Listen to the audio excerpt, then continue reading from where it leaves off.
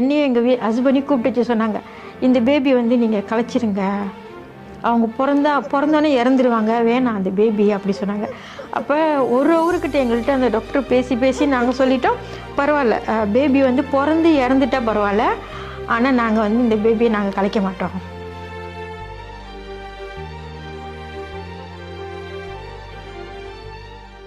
கருவிலேயே கலைக்க வேண்டிய அபாயத்தில் இருந்த தன் மகளை மீட்டெடுத்து பாராட்டி சீராட்டி வளர்த்து வரும் ஒரு தாயின் கதை இது.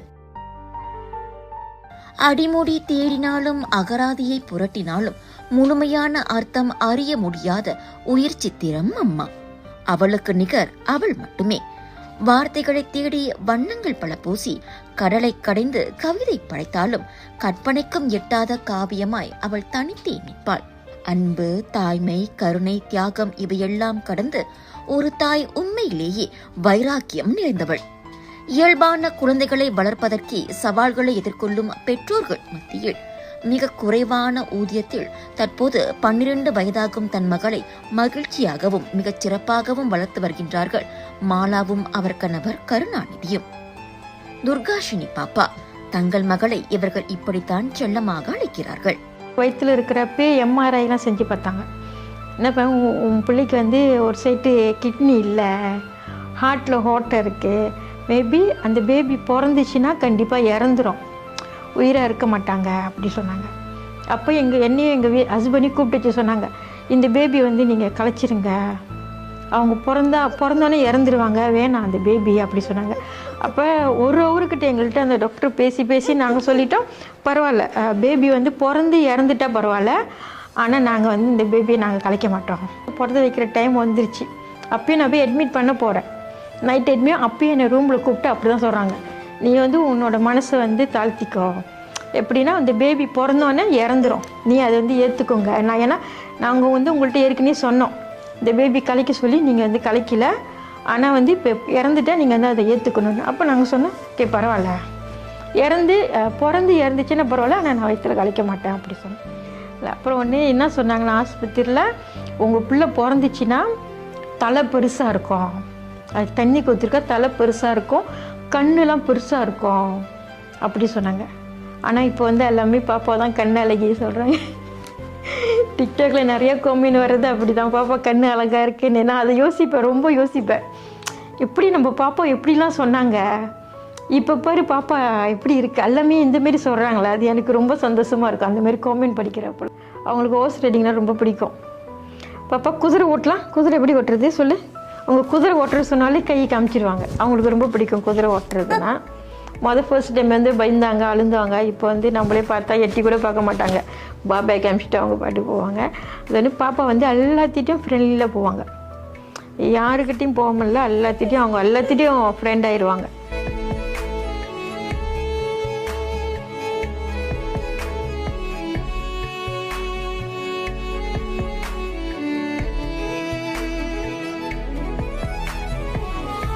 பாப்பா ஃபர்ஸ்ட் டைம் அவங்களுக்கு ஆர்வம் வந்து டிக்டாக்கை பார்த்து தான் இருந்துச்சு.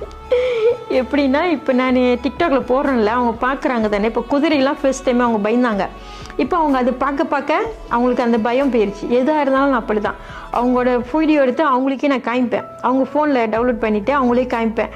அந்தமாரி காமிச்சுமா அவங்களுக்கு அந்த பயம் போயிடும், பயம் இருக்காது. அந்த மாதிரி தான் நம்ம வந்து ஃபாலோ பண்ணிக்கிட்டு இருக்கோம். ஹார்ஸ் ரைடிங்கில் வந்து ஜிம்கானான்னு 3 மாதத்துக்கு ஓட்டி போகிறோம். அதில் வந்து பெரிய கப் எடுத்திருக்காங்க, இவ்வளோ பெரிய கப் எடுத்திருக்காங்க.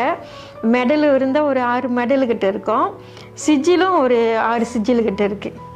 அதுவும் இல்லாமல் பாப்பா மூலிமா வந்து நானும் ரொம்ப நிறையா கற்றுக்கிட்டேன்.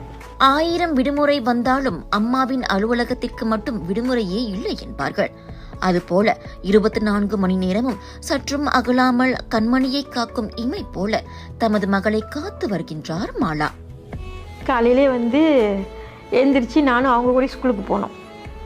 அவங்க ஸ்கூல் இருக்கப்போ நம்மளும் ஸ்கூல் இருப்போம். காலை 8 மணிலேருந்து 12 மணி இருக்கும். நான் அவங்க கூட நான் வந்து 24 ஹவர்ஸோடு நான் அவங்க கூட தான் இருக்கிறேன். காலையில் 8 மணிக்கு போனோமா, அது 12 மணிக்கு வருவோம். 12 மணிக்கு வந்து அவங்கள ரெடி ஆக்கி வீட்டில் சமைக்கணும், வீட்டில் செய்யணும். அப்புறம் அந்த மாதிரி தான் எங்கேயாவது போகிறதா இருந்தாலும் யோசிப்போம், பாப்பா இந்த இடத்துக்கு போக முடியுமா, கூட்டிகிட்டு போக முடியுமா, அப்படி தான் நாங்கள் போக முடியும். நாங்களாம் எங்கேயுமே தனியாக போக மாட்டோம். எங்கே இருந்தாலும் பாப்பாக்காக நாங்கள் வந்து பாப்பா கூட்டிகிட்டு தான் போவோம். இந்த இடத்துக்கு பாப்பா போக முடியாதுன்னா அந்த இடத்துக்கு நாங்கள் போக மாட்டோம். எங்களுக்கு முக்கியம் பாப்பா தான். எனக்கு மிகப்பெரிய ஆதரவு என் கணவர் கருணாநிதி என்கிறார் மாலா.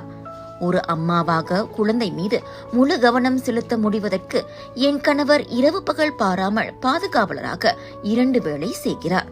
அவ்வளவாக வருமானம் பெரிதில்லை என்றாலும் துர்காஷினி பாப்பா, நான், என் கணவர், எங்களின் 21 வயது மகன் என எங்கள் சிறிய உலகில் நாங்கள் நிறைவாக வாழ்வதாக கூறுகிறார் இவர். எங்க பிஜிஓ போறதுனால அவர் தான் கூட்டிட்டு போவாரு. அவங்க வேலை செய்யற இடத்துல சொல்லிடுறாரு, போஸுக்கு தெரியும். குதிரைக்கு போறது, அது எங்க பிஜிஓ போனாலும் அவர் தான் கூட்டிட்டு போயிட்டு எங்களை கூட்டிட்டு வருவார். அவர் தான் ரொம்ப சப்போர்ட். அவர் தான் எங்களுக்கு வந்து ஒரு தூணு. துர்கா பாப்பாவை பிசியோதெரபி மருத்துவ உடற்பயிற்சிக்கு தவறாமல் அழைத்துச் செல்வதோடு அவரை நடக்க வைப்பதை தங்களின் வாழ்க்கையின் லட்சியமாக கொண்டிருக்கிறார்கள் இவர்கள். இப்போதைக்கு என்னோட என்ன இதுன்னா பாப்பா நம்ம நடக்க வைக்கணும், அதுதான். ஏன்னா பாப்பாவுக்கு வந்து இப்போ வந்து வாரத்தில் 1 நாள் 2 நாள் அந்தமாரி தான் வந்து நம்ம பிஜிஓ பண்ணுறோம். இனிமேல் நம்மளுக்கு கமிட்மெண்ட் வேணும். ஹஸ்பண்ட் ஒண்டி தான் வேலை செய்கிறாரு. அப்படி எனக்கு ஆசை, ஒரு வாரத்தில் 4 நாள் 5 நாள் பிஜிஓ பண்ணணும் அப்படின்ட்டு. என்னோட லட்சியமே பாப்பா நடக்க வைக்கணும். இப்போ நாங்கள் இருக்கிறோம், நாங்கள் இருக்கிற வரைக்கும் பாப்பா பார்த்துக்குவோம். ஒருவேளை நாங்கள் இல்லைன்னா அதனால தான் என்னை லட்சியம் பாப்பா நடக்க வச்சிடணும். ஏன்னா பொம்பளை பிள்ளை வேறு, அம்மா பார்க்குற மாரி வராது. அது இந்த மாதிரி ஸ்பெஷல் பிள்ளைங்களுக்கு கண்டிப்பாக அம்மா வேணும்.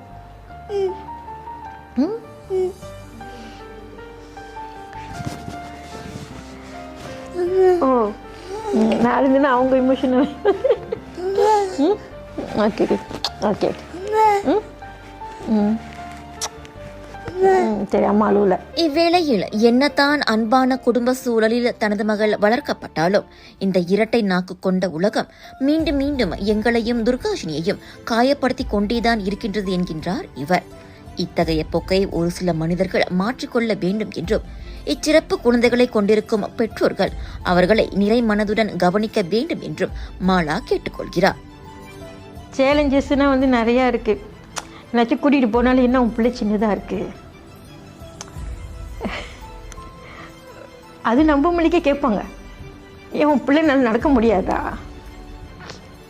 அவங்களுக்கு தெரிஞ்சு நம்மக்கிட்ட இருந்து கேட்பாங்க.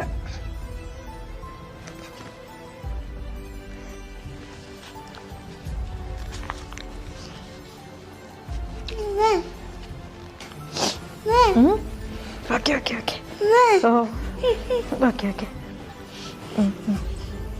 Okay okay okay.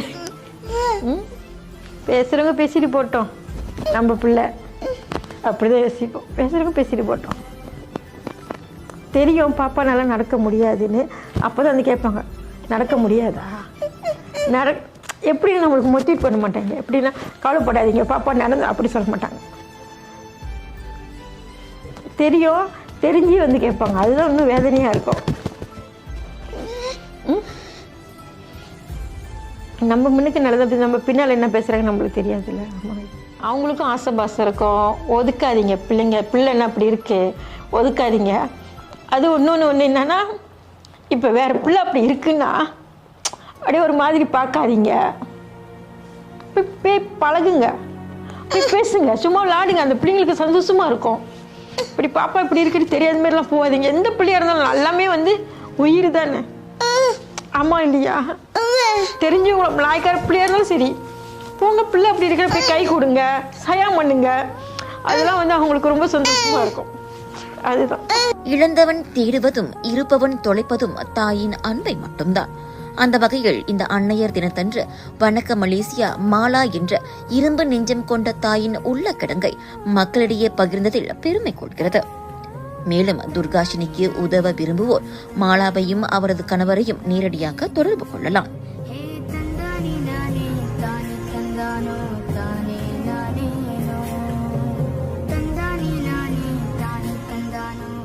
வார்த்தைகளே இல்லாத வடிவம், அளவுகோலே இல்லாத அன்பு, சுயநலமே இல்லாத இதயம், வெறுப்பே காட்டாத முகம் அம்மா.